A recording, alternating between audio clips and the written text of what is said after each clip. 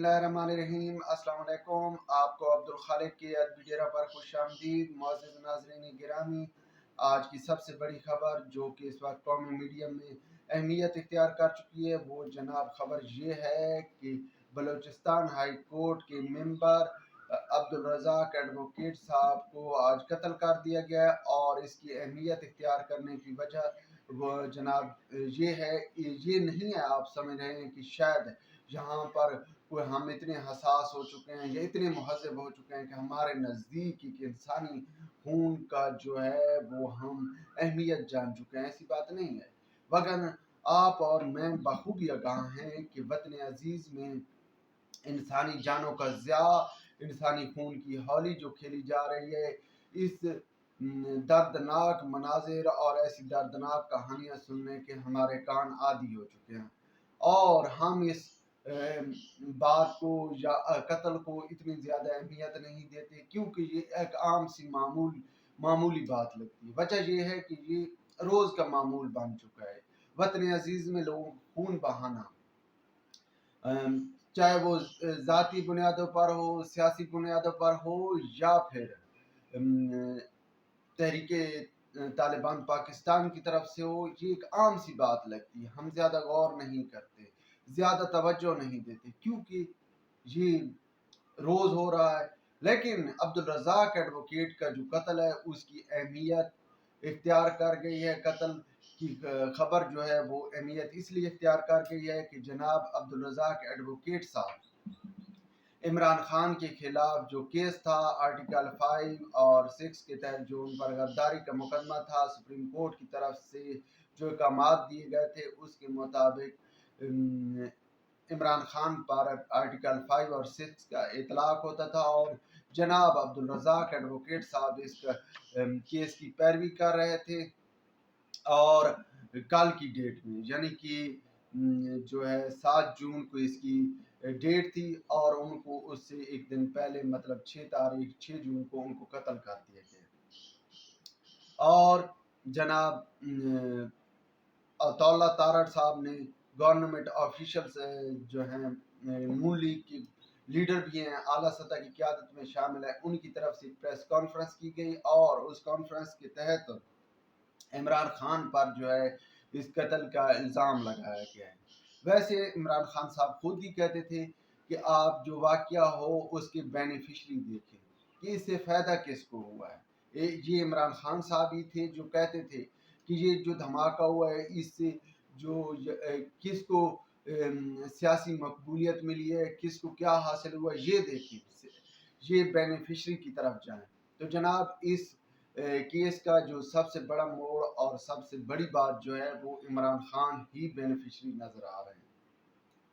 लेकिन मेरा कोई जो है ना मैं ज़ाती तौर पर इमरान खान पर इल्ज़ाम नहीं लगा रहा, ठीक है, क्योंकि अभी तक तहकीकात नहीं आई, ना उनकी लवाहकीन की तरफ से कोई बात सामने आई है अब्दुल रज़ाक एडवोकेट की तरफ से, लवाहकीन की तरफ से फ़िलहाल तक इस वक्त तक जब तक मैं आपके साथ मिलाप कर रहा हूँ, ना ही पुलिस की कोई स्टेटमेंट आई है। बलूचिस्तान पुलिस की ऑफिशियल स्टेटमेंट भी नहीं आई है कि इस कत्ल के पीछे क्या मकासद थे, क्या सिर्फ टारगेट किलिंग थी, कोई सियासी मकासद थे, क्या था, ये अभी तक सामने नहीं आया। लेकिन अताउल्लाह तारड़ साहब ने जो है इसका इल्ज़ाम डायरेक्ट इमरान खान पर लगा दिया है। अब देखना ये है कि जनाब इससे पहले भी एक वज़ीर आज़म को इसी इल्ज़ाम के तहत फांसी की सज़ा सुनाई गई और उनकी फांसी पर अमल दरामद हुआ। वो जनाब जुल्फ़िकार अली भुट्टो साहब थे जिन पर इल्ज़ाम था कि उन्होंने नवाब कसूरी साहब को जो है कत्ल करवाया था। और फिर ज़ियाउल हक साहब ने उस केस को खूब उछाला, दोबारा तहकीकात हुई और फिर उन पर जो है वो चार्ज लगा 302 का कत्ल का और फिर उनको फांसी हुई। जिस फांसी की हम बात कर रहे हैं या जिस मुकदमे की बात कर रहे हैं, इस पर अदालत अभी तक शर्मिंदा है। और मज़े की बात यह है कि ये हमारी अदालती तारीख का बदतरीन जो फैसला था। लेकिन जिन लोगों ने फैसला सुनाया था, चाहे वो दबाव के तहत सुनाया था या कुछ और मकासद के तहत, उनको अभी तक सज़ा नहीं मिली। अब जनाब عمران خان پر بھی یہی جو ہے وہ الزام لگایا جا رہا ہے. لیکن جو اصل بات ہے کہ جناب اطالہ تارڑ صاحب کو یہ سارا کچھ کیسے معلوم ہوا، کیونکہ یہ ایک گورنمنٹ کی آفیشل جو ہے. اطالہ تارڑ صاحب میرے آپ جیسے کوئی عام بندے نہیں ہیں، وہ ایک تو حکمران جماعت کے اعلیٰ قیادت میں شامل آدمی ہے، اور دوسرا وہ گورنمنٹ کے ایک اہم عہدے پر کام کر رہے ہیں. تو ان کو بھائی یہ کیسے معلوم ہوگا؟ کیا کوئی کہیں تحقیقات ہوئی ہیں، یا کہیں لواحقین نے عبدالرزاق کی فیملی کے لوگوں نے کوئی بات کی ہے کہ بھائی اس قتل کے پیچھے جو ہے وہ عمران خان کا ہاتھ ہے؟